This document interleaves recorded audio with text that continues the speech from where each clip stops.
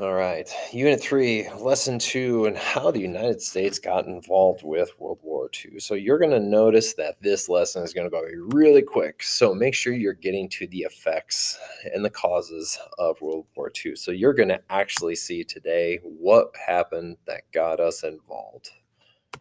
So where we have to remember where we left off is the United States is still in the middle of the Great Depression. That was our number one priority.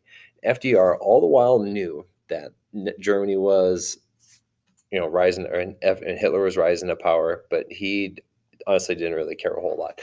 So what he did want people to do is notice how much the World War One was a big, expensive mistake, and the citizens kind of bought into that a little bit. And why this is such a big deal is that when Europe is going to go through that shift in government, it's happening at the same time with the New Deal, and these two very easily could have been intertwined, but it wasn't. But anyways, going into, again, FDR knew about it, but he had other priorities in mind.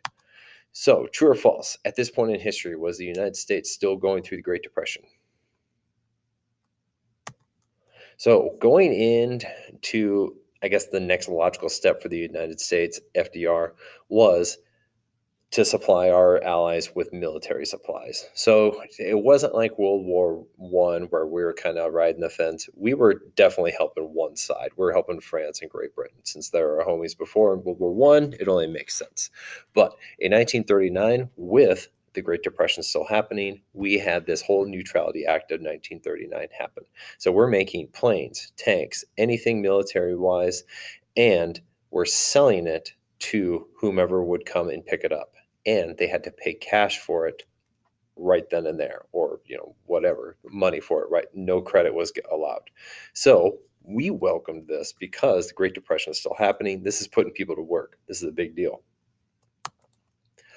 So as you get into 1940, it's pretty much the writings on the wall. We are going to be going to war pretty soon. So our Congress wasn't really messing around. They passed the Selective Service Act of 1940. And this is also known as the draft. You're going to notice that we are going to explode into the millions of soldiers getting ready to prepare for war.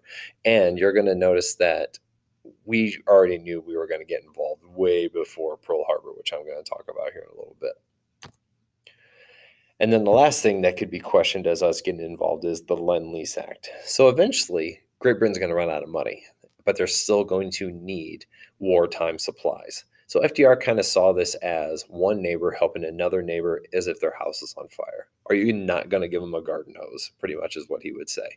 So we enacted this thing called the Lend-Lease Act. So this is where we would give them military supplies, and then they would either promise to pay us later, pay us back later, however you want to say it. We traded military bases around the world, and this was a pretty good deal for us as well, even though we weren't getting that cash, I guess you would say, from before. And then the last thing, the Atlantic Charter. So this is going to happen kind of midway through 1941. FDR, person on the left, Winston Churchill, person on the right. You're going to notice that they're going to have a secret meeting up in Canada, and they're actually going to call it the Atlantic Charter. And this was the game plan of when the good guys, the Allies, win the war, this is how things are going to be ran, pretty much. So we had a plan on the end of the war before we even entered the war. So even before Pearl Harbor even happened, we were involved in World War II. It just took that one thing to happen. But the official name given to the military draft was... So it's important to note that pre-Pearl Harbor, we were actually trading partners with Japan. So again, in the grand scheme of things, we wanted to get our economy going again. So we wanted to trade with Japan to get whatever we could going.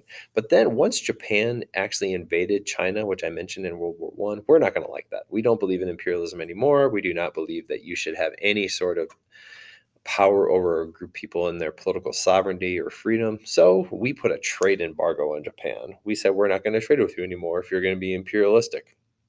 So Japan said, okay, we're going to keep doing it anyways. So they actually take over a large portion of the Southeast Asia, the Pacific, if you will. So you see here on the map, all the red. So on these tiny little islands, they're getting all the resources that they need because there's islands all over the Pacific. So we actually tried to talk peace with them, and it didn't really work.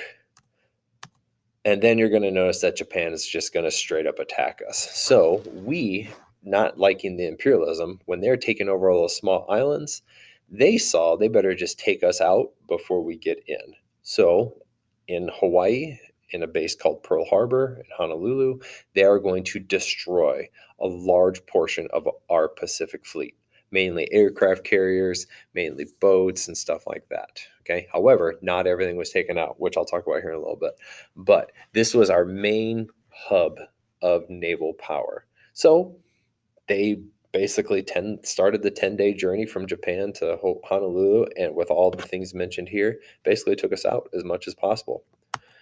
And when it's all said and done, you're going to notice that the effects of it hurt, knocked us back 6 months because it took us a long time to rebuild this.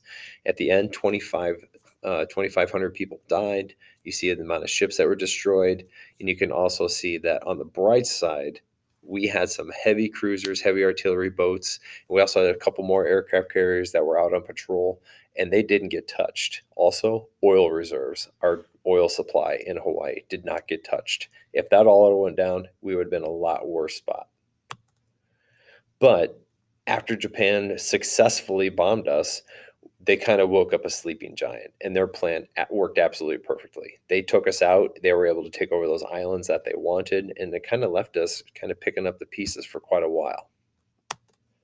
So immediately after Pearl Harbor on December 8th, FDR is going to give this speech where he's going to say one of the most iconic lines in any speech on December 7th of 1941, a date that will live in infamy.